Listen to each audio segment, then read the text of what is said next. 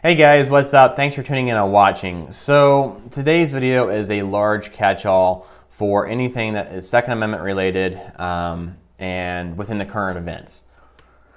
So hopefully I can get it done within a short amount of time, but if I kind of go over or make it a long video, I apologize in advance. So the other day I made a Why I Carry video. It was a 40-some second video. It went live at 10 a.m. the next day. Within 5 hours, that video had been deemed unsuitable for advertising, so I got it demonetized, and it had been made private 15 times. Some friends of mine shared it, and then they messaged me and said, "Hey, we can't see the video. What'd you do with it?" And it was gone. It was made private, and so I went in and made it public. It'd be public for 15-20 minutes, and then made private again. And by 5 o'clock that evening, I got so mad. I emailed YouTube, and I said I was tired of my videos being made private. I don't care about the monetization, because to be honest, I haven't had any monetization kickback for the last year and a half, and the amount of money and time I put into my videos well exceeds what I should have received. But it is fine what it is. But the video is made private 15 times in 5 hours. I emailed them and I said, this is bullcrap. You're limiting my right to get my voice out there. But then it comes back to the YouTube policy changes. Now, me being a freedom-loving constitutionalist American, I support private entities' rights to make policy changes and stuff. And although I support them, I am not happy as to what YouTube is doing in regards to the Second Amendment, because they're cherry picking what they want to have out there and what they don't.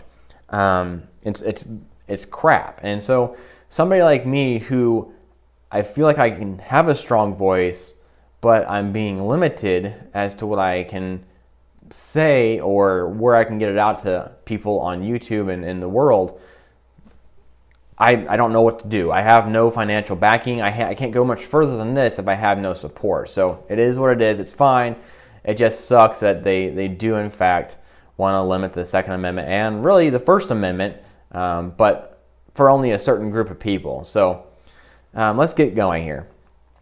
A well-regulated militia being necessary for the security of a free state, the right of the people to keep and bear arms shall not be infringed. That is the Second Amendment that was adopted in 1791 to the Bill of Rights in the United States Constitution. Now, with everything happening since the Parkland, Florida shooting, everybody, of course, is calling for gun control. And they're saying that these statistics are showing that, well, I saw the other day, 60-some% of Americans want gun control and gun reform. Yet, I've never been polled. I've never been asked. My wife, my friends, my family, people I know, I've never been asked. And so what happens is that they go to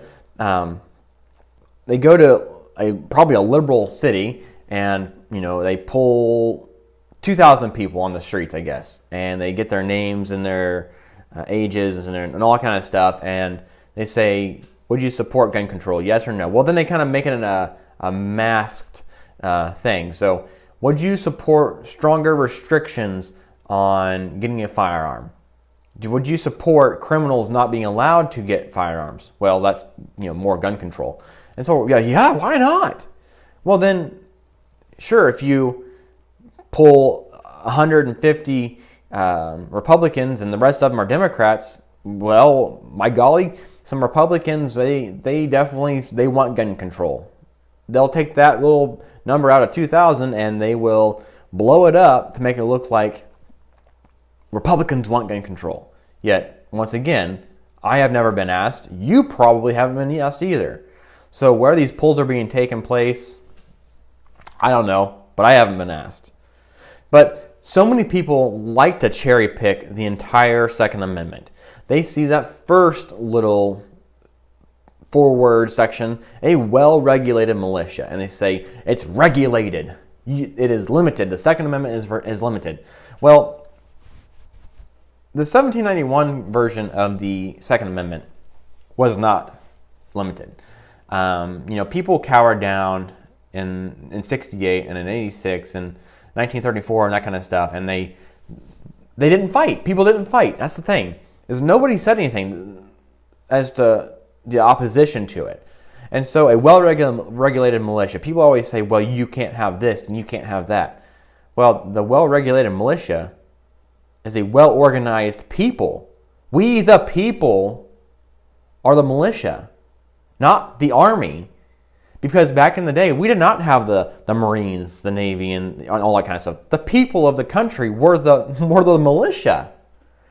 And the well-regulated part comes from organized, as, they are all using the same rifle. They are all, battle ready. They are, prepared for war.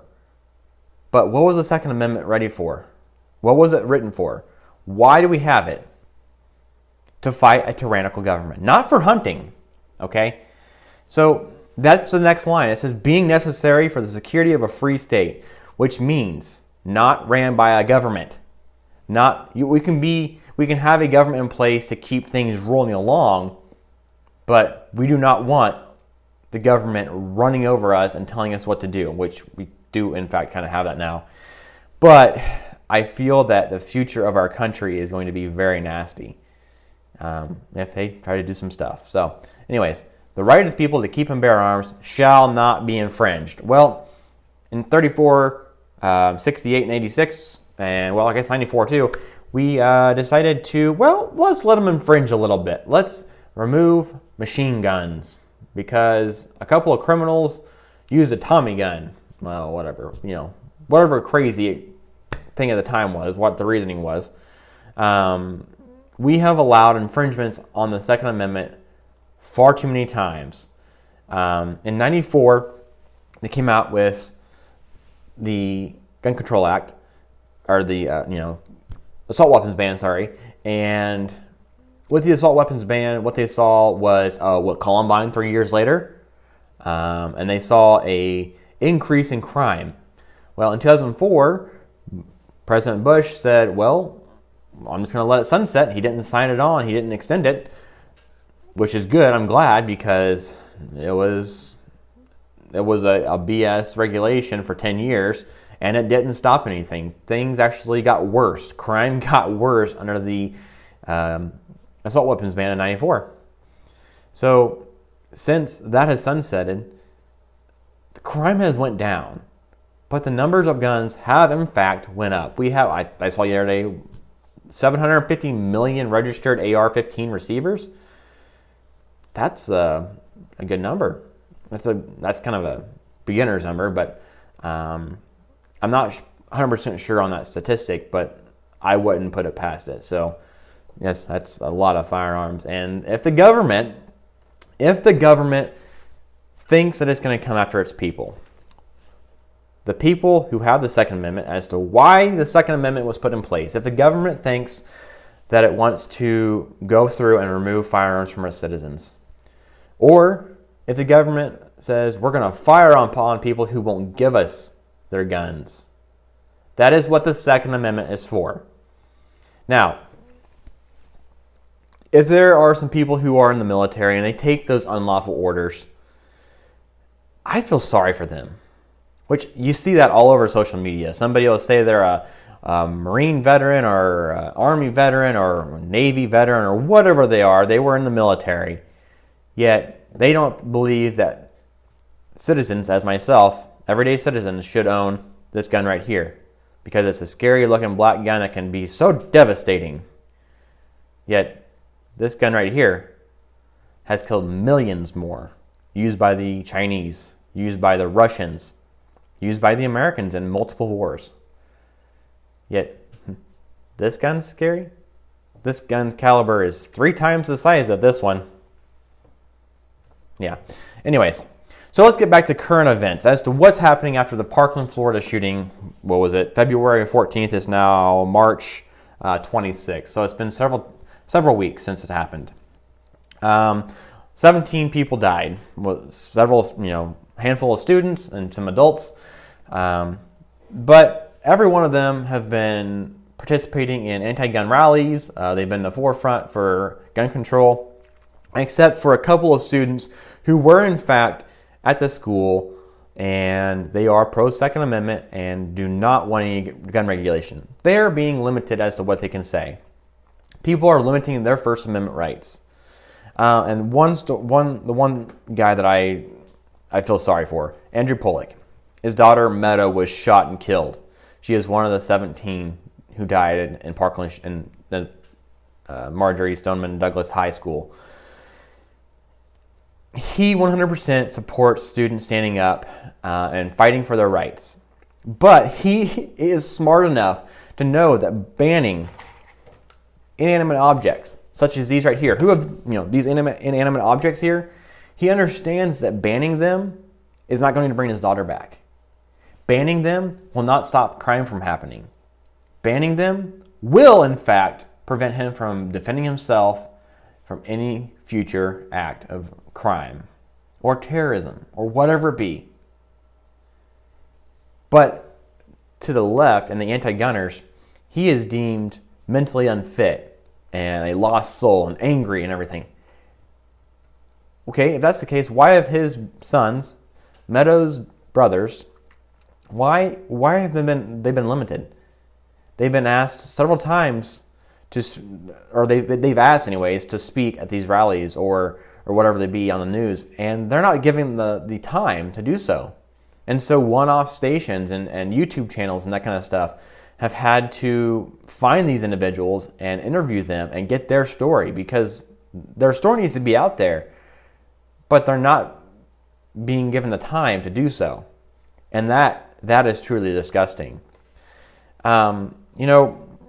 David Hogg is one of the students who was at the school, and he was fired upon, but somehow didn't get shot. Everybody who wasn't there or is there is a survivor.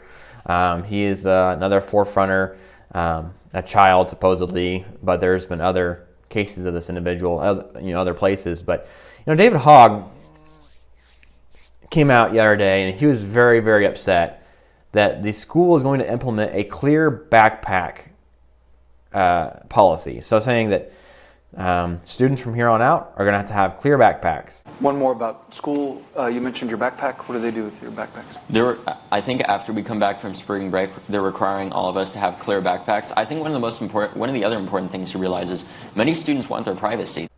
But he said on camera that he was very upset that this will in fact infringe upon his First Amendment rights, and that's not right. There are many, for example, females at our school, when they go through their menstrual cycle, they don't want people to see their tampons and stuff. And it's just it's unnecessary. It's embarrassing for a lot of the students. I have to show these. My producer Lorena made for me last week some tampon earrings, because of course you'll remember that the Texas state legislature said that you couldn't bring tampons in when they were going, these women, to in fact stand up for their own reproductive rights. You weren't allowed to initially to bring tampons. So just in case that ever happens again, ladies, you can just bring them on your earrings. And it makes them feel isolated and separated from the rest of American school culture, where they're having essentially their First Amendment rights infringed upon because they can't freely wear whatever backpack they want, regardless of what it is. It has to be a clear backpack.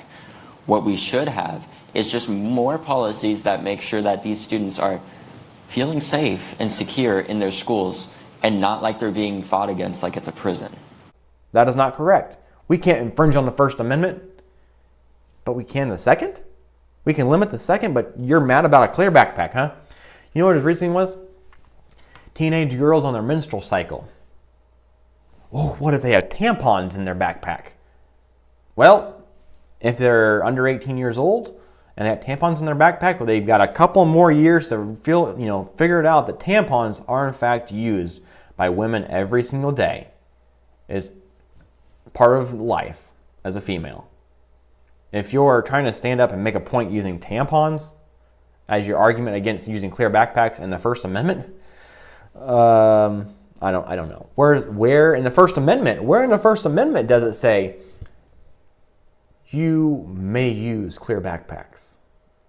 Or the comparison. The First Amendment is the freedom of speech, not the freedom to carry a backpack that's not clear. So there's the schools regulating as to what backpacks, which, Many schools actually across the United States have the policy. Actually, many schools don't even allow backpacks because they are so large and they don't want to take the risk of somebody bringing a knife or a gun or a bomb to school. Some schools have even gotten away from having lockers for students. I think we need to go back to the old, hard-covered books and using the leather belt to tie them together. Not a computer. We don't need a computer. We need books with true history in there, and carry them around. Right here underneath your arm, all over the school. So anyways, David Hogg also said, hey, I want to use utilize our white privilege to make a movement. David Hogg wants to utilize his white skin color, the same color that so many people are pissed about because they in fact use it. So I am so confused as to why David Hogg wants to use white privilege, and I can find you the video, guys. There is a lot of racial disparity in the way that this is covered. If this happened in a place of a lower socioeconomic status or a place where like a black community, no matter how well those people spoke, I don't think the media would cover it the same. And I think it's important that we point that out as Americans and realize that, because we have to use our white privilege now to make sure that all of the voices that have, all of the people that have died as a result of this and haven't been covered the same can now be heard. But I'm not going to link it below, because the problem is if I link anything below that goes against the other's views or opinions or whatever, my channel is automatically dinged. And so David Hogg said in an interview he wanted to use his white privilege to make movements with the Second Amendment and gun control. He's also part of the same people who was probably upset last time a shooting happened, and black people were very mad that the cop was white and the individual they shot was black, and they said he's not going to get sentenced because he has white privilege. But the same people that he's supporting and they support are going, they don't make any sense to me. I know that's very confusing, but very candid video here. So anyways, going back to a couple of things here. Trump is not my president. Trump is now president of the United States. President Obama is the ex-president. And Mr. Trump, for the moment, Dun, dun, dun. Week later, Trump is literally Hitler. Parkland shooting happens. David Hogg. Yeah. Raise that fist. We can and we will change the world. As a puppet master. And then wear a band around your left arm, the same as Hitler did.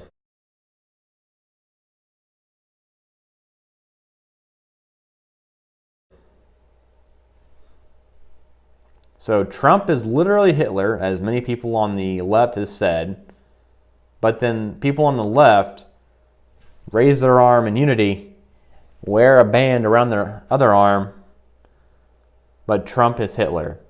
Hitler used children to disarm the populace, to line them up and put them in gas chambers, to kill millions of Jews. Time is coming, guys. This is going to be very interesting. So, getting to what they are wanting to do within the Second Amendment and what they want to remove. They want to ban bump stocks and make them, or put them underneath the assault weapons ban of '94 or whatever, the Gun Control Act, and make them basically a registered item, something that you had to pay the $200 tax for, or completely get rid of them. What does banning bump stocks do? They want to make waiting periods. What does creating a waiting period do? 3 days? 7 days? 30 days? Okay, so you have waiting period for firearms.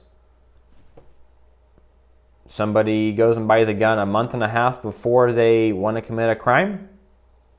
Or the criminal breaks into somebody's home, breaks into their rooms, breaks into their safes, and steals the firearm. But Obviously, your house wasn't very secure then, right? Because your door should be more enforced. Your house, your walls should be more enforced. Your safe should be more secure. Never mind the fact that somebody just broke into my house. That's a crime. But then they managed to get into my safe room. Then they managed to get into my safe by, cutting it. I mean, that's what we're fighting against. People who, well, obviously your safe wasn't very good. I could have the strongest front door and the strongest safe room door and the strongest safe door in place, and people with some time and a good cutoff wheel and every other measure that if I'm not around and they have time to do so, they could steal my firearms. Safety measures are only in place to keep the good guys honest. So a criminal who wants to commit a crime will still commit the crime. They don't care about the laws. Drugs are illegal, murder is illegal. Both of them still happen. Now, people are like, well, just because they still happen, that doesn't mean that they shouldn't be regulated. That's the whole point. They're regulated and people still kill. People still use drugs. I can't grasp a hold of that. The fact that we want to regulate further when what we have in place isn't being used or isn't working. It's proven that it won't work. So making more regulations isn't going to change it. So anyways, keep calm and carry on, guys. Stay safe. See you later. I apologize for the video being long, but it is what it is. See you later.